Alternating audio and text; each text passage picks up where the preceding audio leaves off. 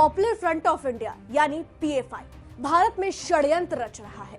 मकसद बहुत खतरनाक है। आज सुनिए, आप भी सुनिए, सत्ता में बैठे लोग भी सुने और विपक्ष आपको तो गौर से समझना भी चाहिए। पॉपुलर फ्रंट ऑफ इंडिया वही पीएफआई है जिसे भारत की मोदी सरकार ने देश विरोधी गतिविधियों से कथित संबंधों के कारण सितंबर 2022 में 5 साल के लिए प्रतिबंध कर दिया था।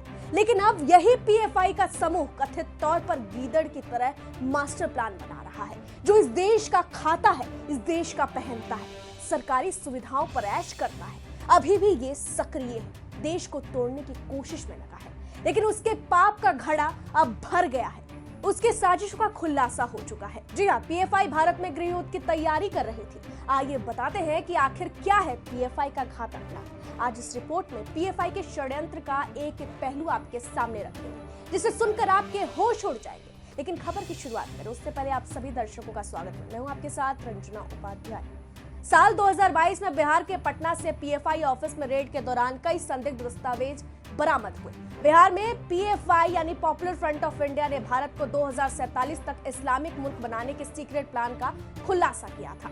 ये खुलासे तब हुए जब प्रधानमंत्री नरेंद्र मोदी की पटना में रैली होने वाली थी। जी हाँ, लेकिन पीएफआई अक्सर अपने कार्यों की गैर आपराधिक बताता रहा है, लेकिन हासिल सबूतों से पता चलता है कि उनके विरोध के तरीके कितने खतरनाक हैं। जी हाँ, बीते दिनों जांच एजेंसी प्रवर्तन निदेशालय ने खुलासा किया है कि प्रतिबंधित संगठन popular front of India Bharat में गृह युद्ध शुरू कराना चाहता है। इसके लिए पीएफआई ने सिंगापुर समेत विदेशों में 13,000 से ज्यादा सक्रिय सदस्यों की संख्या बनाई है, जहां पीएफआई का विदेशों में भी बड़ा नेटवर्क है। इन देशों में रहने वाले गैर निवासी मुस्लिम से पैसे इकट्ठा करने के लिए पीएफआई ने डिस्ट्रिक्ट एग्जीक्यूटिव समिति यानी डीईसी का गठन भी किया है, जिन्हें करोड़ों रुपए की फंडिंग करने का टारगेट दिया गया है।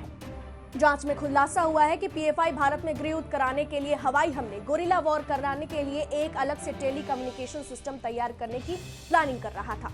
पॉपुलर फ्रंट ऑफ इंडिया यानी पीएफआई पर कई गंभीर आरोप लगाए गए हैं, जिनमें दिल्ली में फरवरी 2020 में दिल्ली में हुए दंगों में हिंसा भड़काने और परेशानी पैदा करने की साजिश भी शामिल है। हाथरस में सांप्रदायिक माहौल को बिगाड़ने और आतंक फैलाने के लिए पीएफआई और सीएफआई के सदस्यों का दौरा भी इसमें शामिल है। इसके अलावा देश विरोधी ग्रुप बनाने की प्लानिंग के तहत घातक हथियार और विस्फोटक सामग्री जमा करना और महत्वपूर्ण संवेदनशील जगहों समेत कई बड़ी हस्तियों पर हमला कराने की योजना इन सब में शामिल है।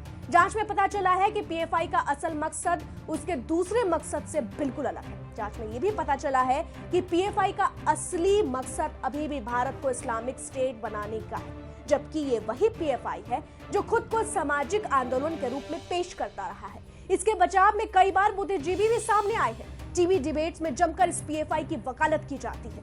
उम्मीद है आज उन्हें रियलिटी चेक मिल गई होगी। मौजूदा समय में प्रवर्तन निदेशालय यानी ईडी ने प्रतिबंधित संगठन पीएफआई की चल और अचल 35 संपत्तियों को जब्त किया है। जानकारी मुताबिक इन संपत्तियों की कीमत करीबन 57 करोड़ रुपए। इन संपत्तियों में कई ट्रस्ट कंपनियां और निजी संपत्तियां शामिल है। इसके अलावा ईडी ने दिल्ली पुलिस और एनआईए द्वारा दर्ज मामलों को आधार बनाकर मनी लॉन्ड्रिंग का भी केस दर्ज कर दिया है। ईडी की जांच के मुताबिक पीएफआई के 29 खातों में देश और विदेश से फंड आया करता था।